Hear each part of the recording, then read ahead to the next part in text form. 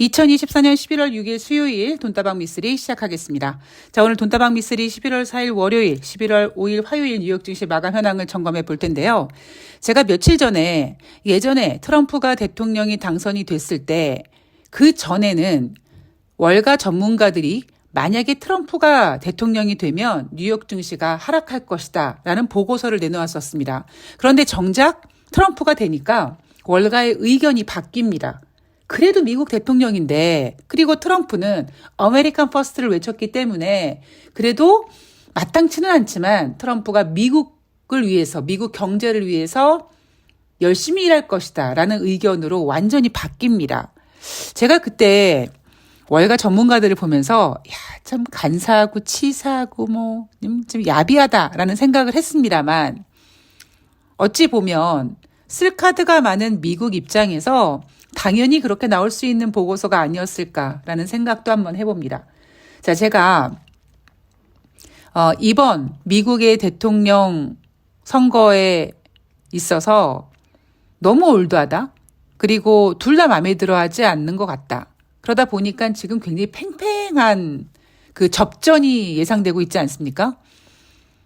그런데 이번에도 마찬가지로 대통령 선거가 있기 전에 월가 전문가들은 대통령 선거라는 이벤트를 앞두고 불확실성이 어쩌고 저쩌고 했습니다만, 정작 대통령 선거가 끝나면 누가 됐든 간에 미국은 그래도 우리 대통령이야, 그래도 미국을 위해서 일하겠지라는 의견으로 바꾸면서 시장을 안정시킬 가능성이 높다, 이런 이야기를 해드렸는데, 이번에도 마찬가지로 그런 모습이 좀 전개되고 있습니다. 또 하나는 당장 대통령 선거가 끝난 다음에 이제 FOMC 회의로 바로 들어가는데, 이번 FOMC 회의에서는 25bp 금리 인하 가능성이 지금 90%가 넘다 보니까 아마 뉴욕 증시는 대통령 선거라는 불확실성도 해소됐고, 연준도 금리를 인하했고, 자, 미국 주식시장은 이제 연말을 맞이하여 소비 시즌까지 맞물려서 계속 고공행진할 수 있을 것이다라는 전문가들의 보고서가 나올 가능성이 높아졌습니다. 그렇다고 뉴욕 증시가 계속 갈 수 있느냐? 그거는 아닌 거죠. 왜? 결국 말장난으로 만들어 놓고 있는 지금 뉴욕 증시고, 다시 말씀드리지만 올해 뉴욕 증시는 작년 연말부터 일단 2024년 11월 4일 미국의 대통령 선거라는 큰 이벤트, 그리고 금리 인하라는 기대감이 만들어 놓은 주식시장이다 보니까 하반기에는 단순히 말장난이 아니라 뭔가 보여줘야 되고 가능성이 보여야 되는데, 엔비디아도 그렇고 애플도 그렇고 21세기 들어와서 가장 높은 수준의 금리가 유지되는 동안에 미국 경제가 많이 힘들어한다, 그런 것들이 소화되기 위해서는 굉장히 혁신적인 게 필요한데 그런 건 좀 어렵지 않겠는가라는 것이 제 생각입니다. 자, 11월 4일 월요일 뉴욕 증시는 하락 마감했었습니다. 다우지수가 0.61, S&P 500이 0.28, 나스닥이 0.33% 하락했고요. 자, 늘 나오는 얘기, 대선을 하루 앞두고 경계심에 하락했다. 자, FOMC 회의를 앞두고 뉴욕 증시가 하락하게 되면 전문가들은 이렇게 얘기합니다. FOMC 회의를 앞두고 경계감에 하락했다. 만약에 올라가면 FOMC 회의를 앞두고 상승했다, 경계감에 상승했다, 관망세로 혼조세였다, 이런 표현을 쓰고 있습니다. 자, 11월 4일 그때 기준으로 봤을 때는 11월 금리 동결 확률이 2%, 그다음에 25bp 금리 인하 확률이 98%입니다. 자, 주식시장은 굉장히 좁게 움직이면서 관망하는 분위기고, 모건 스탠리에서는 미국 선거는 엄청나게 중요하지만 그 과정은 엄청나게 시끄러울 것 같다라고 11월 4일 월요일 뉴욕 증시 마감 현황에 모건 스탠리의 의견이 적혀 있었습니다. 그런데 다시 말씀드리지만 미국이란 나라는 쓸카드가 많아서 트럼프가 대통령이 되든 해리스가 대통령이 되든 뭐 누가 되든 미국을 위해서 열심히 일하겠지. 마치 예전에 트럼프가 대통령이 됐을 때 그때 주식시장이 반응했던 거와 비슷하게 반응할 가능성이 높습니다. 자, 11월 5일 화요일 뉴욕 증시는요. 다우지수가 1.02% 상승, S&P 500이 1.23% 상승, 나스닥이 1.43% 상승했습니다. 미국의 제47대 대통령 선출되는 가운데 뉴욕 증시가 동반 강세를 보였다. 왜 동반 강세야? 자, 대선이라는 가장 큰 불확실성 자체가 해소됐기 때문이다. 저는 주식은, 경제는 심리이기도 하지만 말장난이라고 생각이 들거든요. 어떤 이슈가 있을 때 그 결과가 나오기 전까지는 불안하고 경계심 가득하고 관망세고 이렇게 해석하더라도 정작 그 결과가 어찌 됐던 간에 주식시장이 오르면 불확실성을 해소했다. 뭐 대선이라는 큰 이벤트를 이제 소화시켰다. 알고 있는 악재는 더 이상 악재가 아니다. 뭐 이런 표현을 쓰면서 주식시장 상승에 대해서 굉장히 많은 의미를 부여하려고 합니다. 자, 투자자들이요. 불확실성이 해소됐으니까 너무 불안해하지 마시라. 뭐 이런 뉘앙스인 거죠. 자, 그런데 우리는 경제 지표에 한번 주목해 보도록 하겠습니다. 제가 지난주에는 S&P 글로벌 ISM에서 발표하는 제조업 PMI 지표가 발표가 됐는데 그 두 개 경제 지표는 모두 부진했습니다. 50 이하였습니다. 이번 주에는 ISM에서 발표하는 10월달 서비스 PMI 지표, S&P 글로벌에서 발표하는 10월달 서비스 PMI 지표가 발표가 되는데 이 두 개 지표는 50 이상에 놓여져 있죠. 자, 다시 한번 쉽게 정리하기 위해서는 PMI 지표는 제조업 PMI 지표가 있고 서비스 PMI 지표가 있는데 제조업 PMI 지표는 지금 꽤 오랫동안 기준선 50 이하, 즉 경기 위축 국면에 놓여져 있고요. 대신 서비스 PMI 지표는 제조업 PMI 지표보다 살짝 높게 나오는 경향이 있습니다.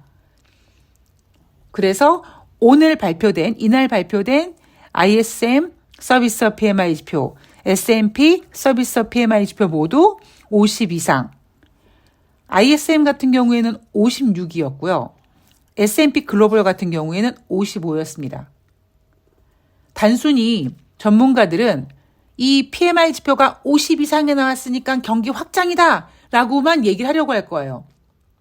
제가 여러분들께 이 PMI 지표에 대해서 말씀드릴 때 자, 서비스 PMI 지표가 있고 제조업 PMI 지표가 있습니다. 그 두 개 중에서 서비스 PMI 지표가 제조업 PMI 지표보다 살짝 높게 나오는 경향이 있고요. 제조업 PMI 지표는 꽤 오래전부터 우하향 곡선을 그리고 있고 ISM에서 발표하는 서비스 PMI 지표 같은 경우에는 4개월 연속 50 이상이다라고 하지만 그 전에 50 이하였다가 겨우 다시 50을 회복한 상태에서 지금 50 이상을 유지하고 있는 겁니다. 자, 문제는 9월달 미국의 무역 적자입니다. 제가 11월 4일 그리고 11월 5일 이틀 동안의 뉴욕 증시를 정리하면서 그리고 지금 현재 미국의 대통령 선거가 진행 중이고 개표 중임에도 불구하고 제 시선을 사로잡은 것은 바로 9월달 미국의 무역 적자 규모입니다. 무려 전월 대비 19.2% 증가했고요. 30개월 만에 최대 규모입니다. 자, 이게 뭘 의미하느냐? 미국은요, 지금 저는 개인적으로 굉장히 올드하다. 그리고 어쩌면 조 바이든이 맨 처음에 대통령이 됐을 때 나 재선 나가지 않겠다라고 약속했던 거를 지켰다면 민주당에서 조금 더 좀 쌈박한 후보가 나오지 않았을까라는 생각이 드는데 아쉽게도 그놈의 권력이 뭔지 조 바이든 대통령은 재선을 선언했고 그러다 보니까 트럼프도 그렇고 조 바이든도 그렇고 너무 올드합니다. 결국 조 바이든은 뭐 나이 때문이죠. 부통령에게 후보자를 넘겼고요.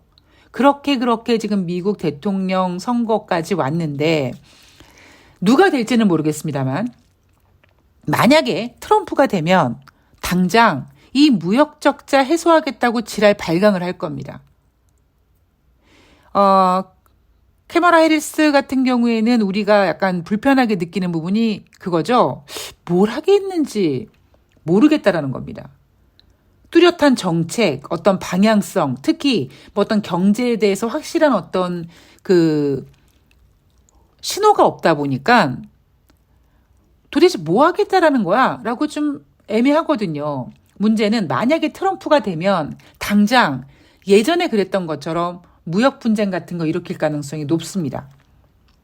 그게 만약에 설사 중국이라면, 그게 만약에 한국이라면, 뭐 유럽이라면 싸움 딱 트럼프는 분명히 그럴 가능성이 높죠. 그래서 저 같은 경우는 앞에서도 말씀드렸던 것처럼 미국이란 나라는 대통령이 마음에 들지 않는 후보가 당선이 되더라도 그래도 미국을 위해서 일하겠지 하면서 우쭈쭈 해주는 경향이 있는데 그 덕분에 11월 5일 화요일 뉴욕 증시가 상승 마감을 했을지언정 그리고 이번 주만이라도 만약에 FOMC 회의에서 금리를 인하하면 월가는 대통령 새로 뽑았으니까 기대감, 금리 인하를 했으니까 기대감 이렇게 증시를 띄우려고 할 겁니다.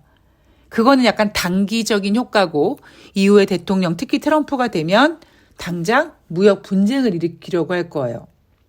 그때 여러분 기억나십니까? 트럼프가 맨 처음에 대통령 당선이 됐을 때 처음에는 트럼프가 되면은 주식시장 폭락한다라고 했던 애들이 갑자기 트럼프가 대통령이 되면 미국을 위해서 일할 것이다. 뭐 이렇게 포장을 했단 말이에요. 정작 트럼프가 대통령의 임기가 시작된 다음에 가장 먼저 시작한 게 대중무역 분쟁이었습니다. 관세 폭탄이었죠.